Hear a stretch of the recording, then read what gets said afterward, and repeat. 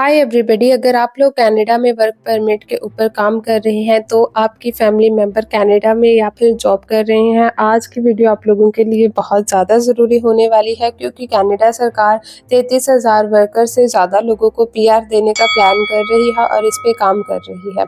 जी हाँ, बिना CRS score discuss किए एक अलग पाथवे के थ्रू आप लोग डायरेक्ट कनाडा की पीआर ले सकते हैं। वीडियो को एंड तक ज़रूर देखना क्योंकि इसमें एक छोटी सी मिस्टेक ही आपका जो है वो चांस ख़त्म कर सकती है।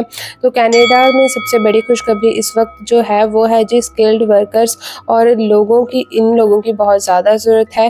फिर चाहे वो हेल्थ केयर वाले लोग हों, कंस्ट्रक्शन, फूड सर्विसेज, ट्रकिंग या फिर मैन्युफैक्चरिंग जैसे सेक्टर्स में बहुत ज़्यादा सीरियस शॉर्टेज चल रही है क्योंकि कनाडा की 80% पॉपुलेशन जो है वो ऑलरेडी ओल्ड है, तो उनको बहुत ज़्यादा नीड है कनाडा में वर्कर्स की। तो जी इस वजह से कनाडा गवर्नमेंट ने डिसाइड किया है कि लोग जो ऑलरेडी कनाडा में काम कर रहे हैं उनको वापस भेजने की बजाय पीआर का मौका दिया जाए ताकि वो उनकी इकोनॉमी को इम्प्रूव कर पाएँ और साथ ही साथ उनकी इकोनॉमी में हिस्सा डाल पाएँ। तो 33,000 से ज़्यादा वर्कर्स कौन हो सकते हैं, आखिरकार क्या एलिजिबिलिटी क्राइटेरिया है, आइए हम बात करते हैं।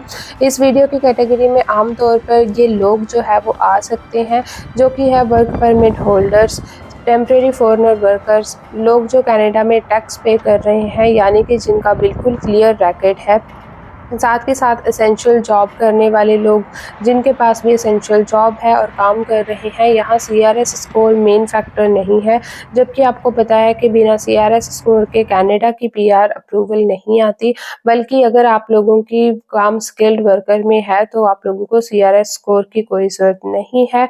आपका वर्क एक्सपीरियंस मेनली काउंट होगा कि आप कितने साल का आपको वर्क एक्सपीरियंस है, आपका लीगल स्टेटस देखा जाएगा और साथ के साथ आपका कंट्रीब्यूशन देखा जाएगा कि आपने इकोनॉमी में क्या कंट्रीब्यूट किया है। तो डिपोर्ट होने से पहले आपको क्या करना चाहिए? बिल्कुल, अगर आपका स्टेटस एक्सपायर होने वाला है या फिर आपको लगता है कि आपका स्टेटस जल्दी ही एक्सपायर हो जाएगा, तो वर्क परमिट अगर आपका ख़त्म हो रहा है, एम्प्लॉयर चेंज का कोई भी इशू है, तो सबसे पहले पैनिक बिल्कुल नहीं होना।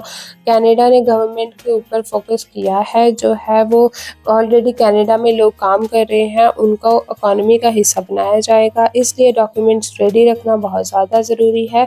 Job offer letter, pay slips, tax records और वर्क हिस्ट्री बहुत ज़रूरी मानी जाती है। और नए रूल्स में क्या चेंजेस हुआ है उसके बारे में मैं आपको बताती हूँ। तो नए रूल के अंडर पीआर पाथवे के ऊपर ज़्यादा ऑक्यूपेशन बेस्ड ड्रॉज जो है वो खुल चुके हैं। साथ के साथ रीजनल प्रोग्राम्स को बूस्ट किया जा रहा है, एम्प्लॉयर्स को ज़्यादा वर्क रोल मिल रहा है। इसका मतलब ये है कि छोटे शहरों में प्रोविंस के में जो काम कर रहे हैं उनके चांसेस अब ज़्यादा स्ट्रॉन्ग हो जाएंगे, जबकि माना जाता था कि छोटे शहरों में पीआर की अपॉर्चुनिटीज़ बहुत कम होती हैं, लेकिन अब ये बिल्कुल अपोजिट हो गया है। तो सोशल मीडिया पर फेक एजेंट्स रॉन्ग इन्फॉर्मेशन बहुत ज़्यादा चला रहे हैं कि ग्रंटेड पीआर, और ये लोग आपका बिल्कुल टाइम और पैसे वेस्ट करते हैं। तो अब आपको क्या करना चाहिए, अपने लीगल स्टेटस को जो है मेंटेन करो।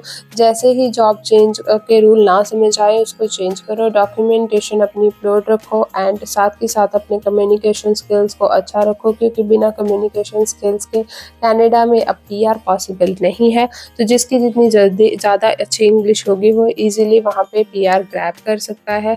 जिसको भी स्कोर इम्प्रूव करने की ज़रूरत है वो जल्द से जल्द अपनी आइल्स कर ले। और इमिग्रेशन के ऊपर रेगुलर तौर पे न्यूज़ेस जो है वो आप फॉलो कर सकते हैं। आईआरसीसी की वेबसाइट पर हर एक न्यूज़ जो है वो ऑलरेडी अवेलेबल है। ऐसे ही वीडियोस देखने के लिए मेरे चैनल को आप सब्सक्राइब कर सकते हैं, मेरे साथ जुड़ सकते हैं। आने वाली नेक्स्ट वीडियो में